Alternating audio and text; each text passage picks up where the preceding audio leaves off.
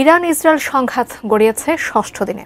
এমন উত্তেজনার মধ্যেই সরাসরি যুদ্ধের ঘোষণা দিয়েছেন ইরানের সর্বোচ্চ নেতা আয়াতুল্লাহ আলী খামেনি। এরই প্রেক্ষিতে এবার ইসরায়েলের আকাশসীমা দখলে নিয়েছে ইরান। এতে বেশ বেকায়দায় পড়েছে নেতানিয়াহুর সরকার। বিস্তারিত শেখ ফরিদের প্রতিবেদনে।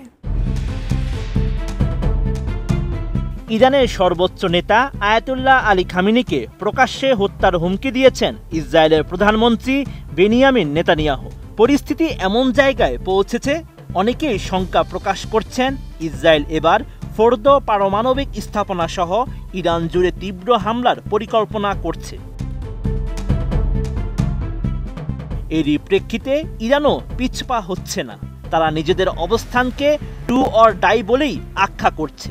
ট্রাম্প ও নেতানিয়াহুর হুমকির পর খামেনি স্পষ্টভাবে জানিয়ে দিয়েছেন যুদ্ধ শুরু হয়ে গেছে। সামাজিক মাধ্যম এক্সে ইরানের সর্বোচ্চ নেতা লিখেছেন, মহান হায়দারের নামে যুদ্ধ শুরু হচ্ছে। ইসলামী খেলাফতের চতুর্থ খলিফা হযরত আলী রাদিয়াল্লাহু তাআলা আনহু এর উপনাম হায়দার।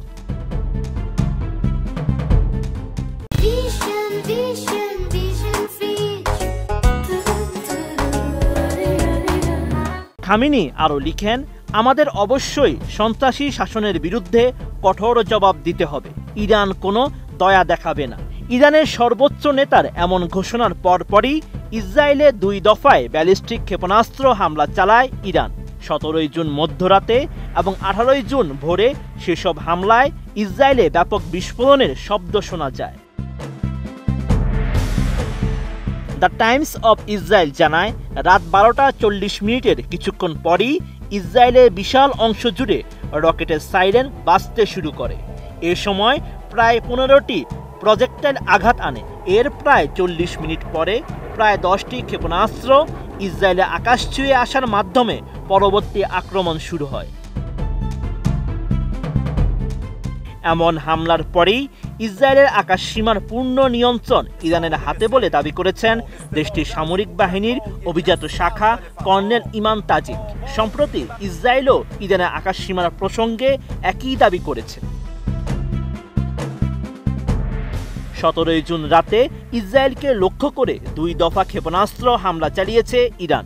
দ্বিতীয় দফা হামলার পরই সামাজিক মাধ্যম এক্সে পোস্ট করা এক বার্তায় কর্নেল তাজিক লিখেন, আজ রাতের ক্ষেপণাস্ত্র হামলা এটা প্রমাণ করে যে আমরা দখলদার বাহিনীর আকাশসীমা সম্পূর্ণভাবে নিয়ন্ত্রণ করছি এবং সেখানকার বাসিন্দারা ইরানের ক্ষেপণাস্ত্র হামলার সামনে সম্পূর্ণ অরক্ষিত।